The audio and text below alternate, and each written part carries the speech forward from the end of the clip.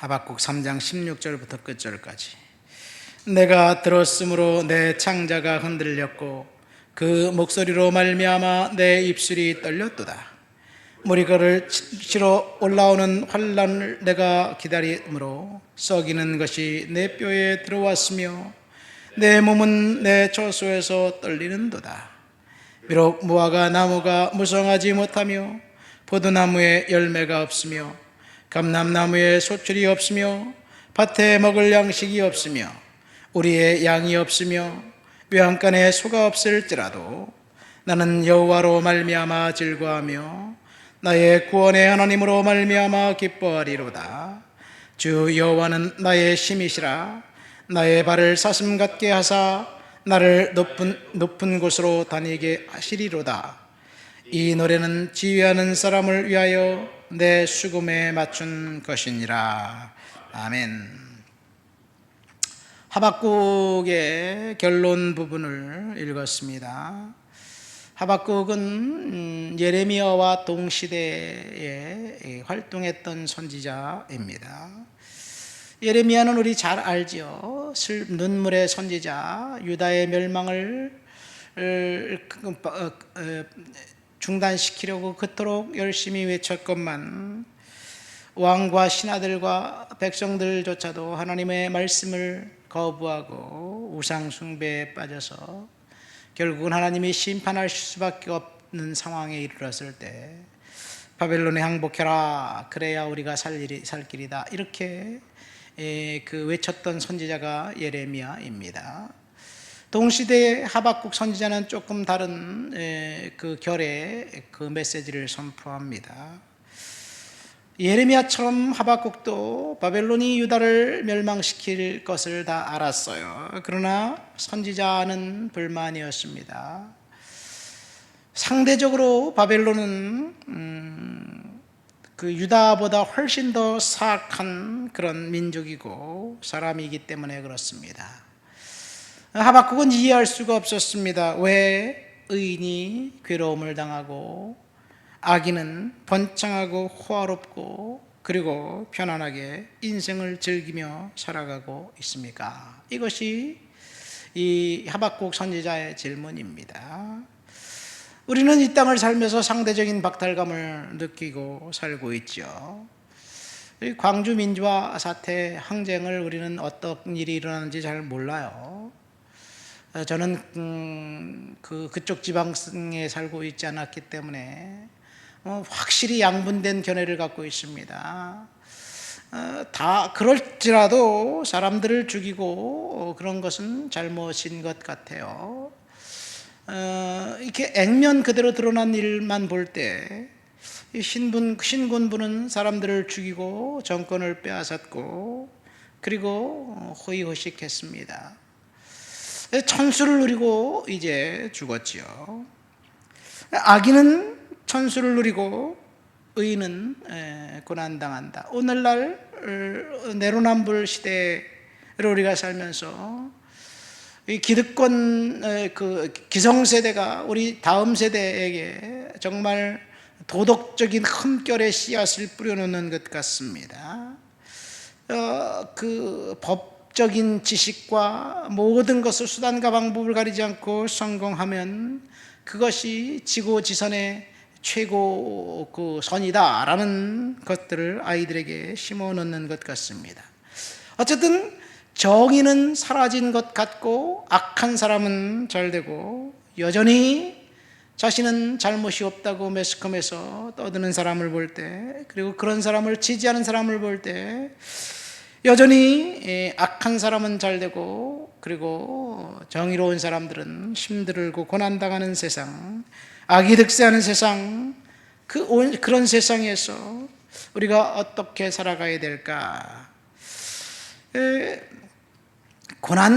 의인이 고난당하는 것은 사실은 그 정상이라는 거예요. 왜 그러냐면 이 세상의 주인은 공중권세 잡은 사탄이 지배하고 있기 때문에 하나님 말씀 가운데 살려고 하면, 거룩하고 정직하게 살려고 하면 그 힘든 일을 겪을 수밖에 없는 것, 그것이 사실인 것 같습니다. 제가 예전에는 주보의 금주의 책이라 그래서 책 한 권을 꼭 소개했던 적이 있었어요.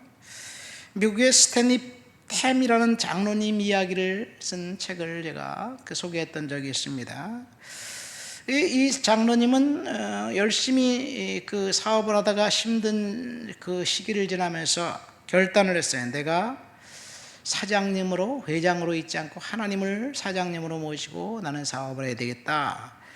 그렇게 생각하니까 결단을 하고, 그리고 하나님을 사장님으로 모시려고 이제 변호사를 만나서 공증을 해요. 그래서 회사 지분의 51%를 하나님께 이제 양도했습니다. 그런데 문제는 법이에요. 하나님은 그 무형의 존재이기 때문에 지분을 넘길 수가 없다는 얘기예요. 그래갖고 이제 변호사가 상의한 끝에 51%를 이제 다른 법인을 만들어서 그거는 하나님의 영광을 위해서 사용하자. 그래서 철저하게 자기는 49% 가지고 모든 회사를 운영하고 이득의 52%는 법인을 따로 만들어갖고 이제 열심히 선교 사업도 하고 그 다음에 하나님 영광을 위해서 돕는 일, 구제하는 일, 이런 일들을 했어요. 그런데 문제는 그 다음에 정부에서 세무조사가 나온 거예요. 왜냐하면 51%를 빼들려 가지고 유용했다는 얘기예요. 51%를 빼들려서 유용했다라고 법은 볼 수밖에 없다고 그러는 거예요. 모든 일들을 다 투명하게 했는데도 불구하고 하나님 영광을 위해서 헌금을 너무 많이 했다고 세무조사를 받았습니다. 우리나라도 비슷한 일이 있었어요. 제가 옛날에 코스타를 집회를 섬기고 그럴 때 이랜드 박성주 회장님 간증을 들었어요. 신생 이랜드 기업이 처음으로 시작했을 때 나는 세금을 잘 내고 열심히 사업해야 되겠다, 이중장부 쓰지 않겠다, 그렇게 하면서 열심히 세금을 냈더니 듣도 보도 못한 회사가 너무 세금을 많이 낸다고 세무조사가 나왔던 기억이 있어요. 세무조사가 나왔다는 거예요. 신촌에서 이제 저 사무실에 두고 있는데 허름한 그 빌딩에 이랜드 회사를 오면서 이 세무조사가를 나왔는데 저쪽 구석방에서 어떤 사람이 집에서 싸운 도시락을 먹고 있다는 얘기예요. 그래서 이 세무조사 하다가 모든 사람이 다 점심 먹으러 나왔는데 저 사람은 누굽니까? 그랬더니 모르셨어요? 우리 회사 사장님이십니다. 그러니까 세무조사를 끝내고 돌아갔다는 일화도 있습니다. 어쨌든 열심히 성실하게 살려면 고난당하는 것이 이 땅의 현실입니다. 오늘 하박국 이 선지자는 의인이 고난당하는 그 사실을 보면서 아무것도 없을지라도 하나님 한 분만으로 만족할 수 있을까 질문합니다. 17절 18절 말씀 보면 우리가 찬양이 있기 때문에 이 가사는 이 구절은 너무 잘 알죠. 비록 무화과나무가 무성하지 못하며 포도나무에 열매가 없으며 감람나무에 소출이 없으며 밭에 먹을 것이 없으며 우리의 양이 없으며 외양간에 소가 없을지라도 다 없어요. 아무것도 없습니다. 우리는 있는 것을 하나님 앞에 노래하고 있는 것을 찬양하고 있는 것을 기뻐하는데 이 하박국 선지자는 아무것도 없습니다. 아무것도 없을지라도 나는 여호와로 말미암아 즐거워하며 나의 구원의 하나님으로 인하여 기뻐하리로다. 여러분, 아무것도 없을 때 우리가 하나님 한 분으로 기뻐하고 즐거워할 수 있을까? 우리는 무심코 찬양을 부르면서 이 찬양이 너무 운율이 좋고 그리고 은혜가 되기 때문에 찬양을 부르지만 사실 이 가사대로 우리의 삶에 그대로 닥친다면 우리에게는 절망감만 남을 거예요. 그러나 그런 상황 속에서도 하나님은 기뻐하신다는 사실을 믿으시기를 예수님의 이름으로 축원드립니다.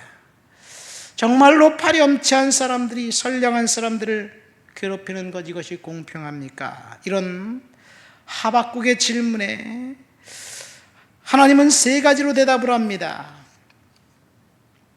첫째, 정한 때가 있다. 둘째, 기다려라. 더디더라도 하나님의 때가 되면 응답하신다. 셋째, 의인은 믿음으로 사는 것이다. 그런 이야기예요. 그러니까 우리가 이 땅을 살면서 예수 믿는 사람답게 의인으로 살려고 할 때 시련이 찾아오고 고난이 다가오는 것은 지극히 당연한 일이에요. 왜냐하면 하나님의 자녀이기 때문에 그렇습니다. 그 시련과 고난과 역경이 우리를 그 19절 말씀처럼 나의 발을 사슴 같게 하사 나를 높은 곳으로 다니게 하신다. 결국은 하나님께서 인도해 주실 것입니다. 요셉을 보세요. 요셉은 4가지 시련을 겪었습니다. 첫 번째는 배신을 당했어요. 형들에게 배신당했습니다. 유다 시험입니다. 배신당해서 노예가 되었죠.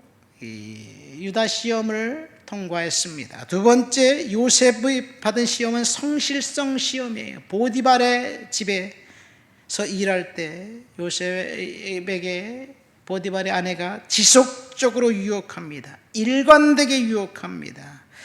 이 견뎌내기 힘든 시련 중에 가장 힘든 시련이 바로 이 성실성 시련이 아니었는가 생각됩니다.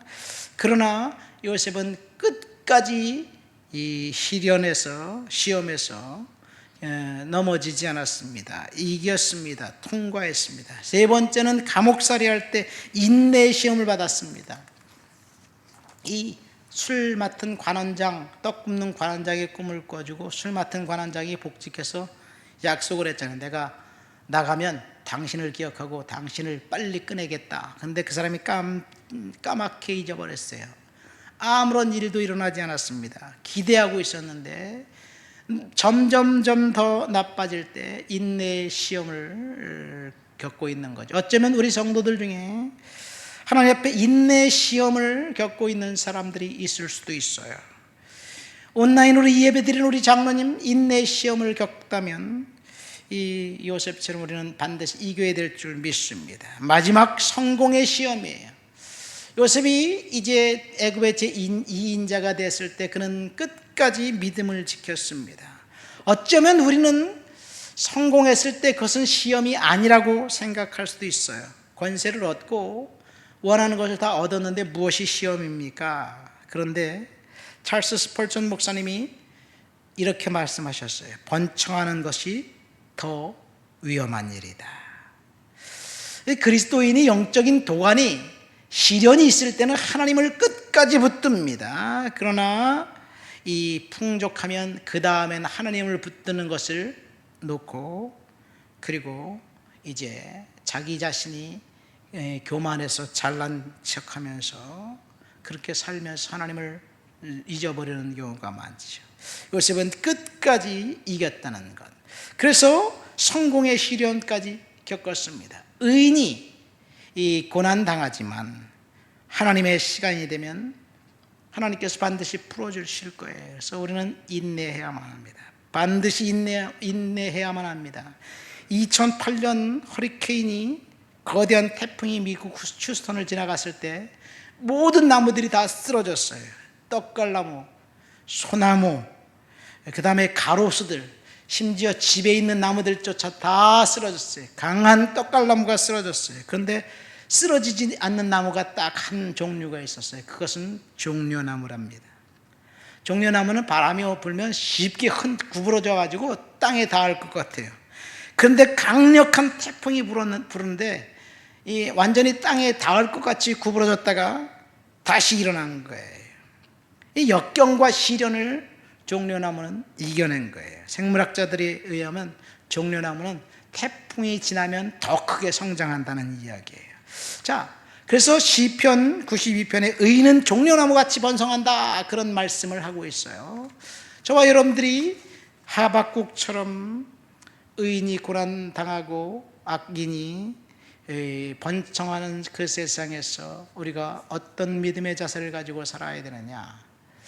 시련을 이겨낼 수 있기 때문에 하나님이 허락하신 것. 그래서 인내로 시간을 기다리면 하나님의 때에 반드시 회복시켜 주신다는 것을 믿으시기를 예수님의 이름으로 축원드립니다. 하나님 아버지 감사합니다. 아무것도 없을지라도 하나님 한 분만으로 만족할 수 있도록 하나님 우리의 마음을 다잡을 수 있도록 도와주옵소서. 예수님의 이름으로 기도합니다. 아멘.